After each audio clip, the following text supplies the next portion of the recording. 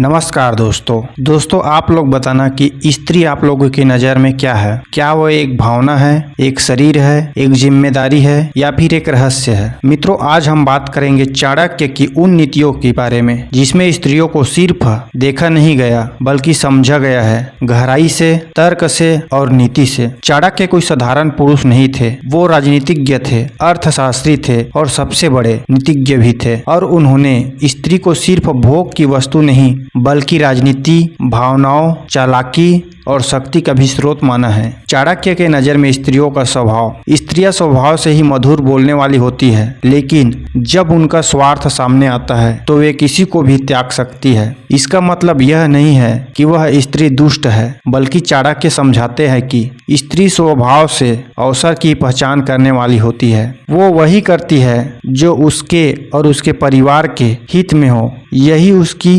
नीतिज्ञता है। चाणक्य स्त्रियों को शक्तिशाली क्यों मानते थे? स्त्री की बुद्धि अत्यंत तीव्र होती है, वह जब चाहे पुरुष को अपने बस में कर सकती है। चाणक्य बताते हैं कि एक स्त्री को कमजोर समझना सबसे बड़ी मूर्खता है। उसकी चालाकी, उसकी कोमलता के पीछे छिपी है एक ऐसी शक्ति जो अगर उभर जाए तो साम्राज्य तक हिला सकती है। उदाहरण के लिए कौटिल्य ने चंद्रगुप्त को प्रशिक्षित किया, लेकिन इतिहास गवाह है कि कितनी रानियों ने युद्ध के निर्णय पलट दिए। चाणक्य के अनुसार किन स्त्रियों से सावधान रहना चाहिए? बहुत अधिक बोलने वाली, लालची, अत्यधिक श्रृंगार प्रिय स्त्रियों से दूरी बनाकर रखनी चाहिए। इसका आशय यह नहीं है कि श्रृंगार या बोलना गलत है, बल्कि जब कोई स्त्री अपने आंतरिक उद्देश्य को छुपाकर मोह का जाल बुनती है तब चाणक्य सावधान करते हैं। चाणक्य के अनुसार ऐसी स्त्रियां राजा के लिए खतरा बन सकती है, इसलिए राजाओं को रानी से बचकर रहना चाहिए। रानी चयन करते समय उसे सतर्कता बरतनी चाहिए।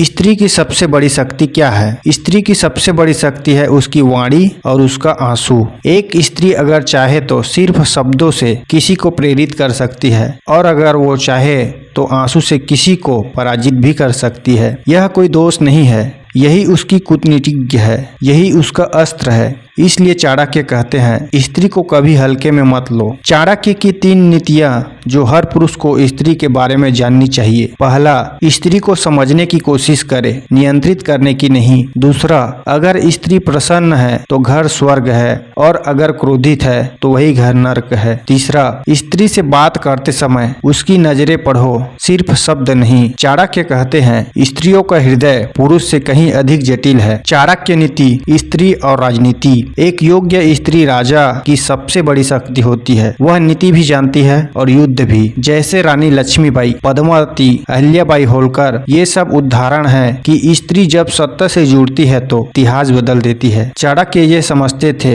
इसलिए उन्होंने चंद्रगुप्त की पत्नी को भी राजनीति में सक्रिय रहने दिया। चाणक्य स्त्री को देवी क्यों कहते हैं? जहाँ स्त्रियों की पूजा होती है वहाँ देवता निवास करते हैं, लेकिन पूजा सिर्फ मूर्ति की नहीं, सम्मान, भरोसा और अधिकार की पूजा हो। स्त्री को अगर तुमने उसका सम्मान दिया तो वह तुम्हें घर से राजमहल तक ले जा सकती है। मित्रों, चाणक्य ने स्त्री को कभी नीचा नहीं दिखाया है, बल्कि उसकी वास्तविकता को उजागर किया है नीतियों के माध्यम से। अगर आप चाणक्य की इन बातों को समझ गए तो स्त्री के साथ आपका व्यवहार बदल जाएगा और जीवन भी। और अंत में एक सवाल आपसे, क्या आप स्त्रियों को समझने की कोशिश कर रहे हैं या उन्हें बस में नियंत्रित करना चाहते हैं? दोस्तों, ये सवाल आप लोगों को कमेंट में जरूर बताना है। आप लोगों के मन में क्या राय है कि क्या आप स्त्रियों को समझने की कोशिश कर रहे हैं या उन्हें बस नियंत्रित करना चाहते हैं? ये सवाल आप लोगों को कमेंट बॉक्स में जरूर बताना है। और अगर आप हमारे चैनल पर नए हो तो चैनल को सब्सक्राइब भी करके बेल आइकन को दबा देना। तो चलिए दोस्तों, मिलते हैं आप लोगों को एक नए वीडियो में किसी नए टॉपिक के साथ। तब तक के लिए जय हिंद, वंदे मातरम।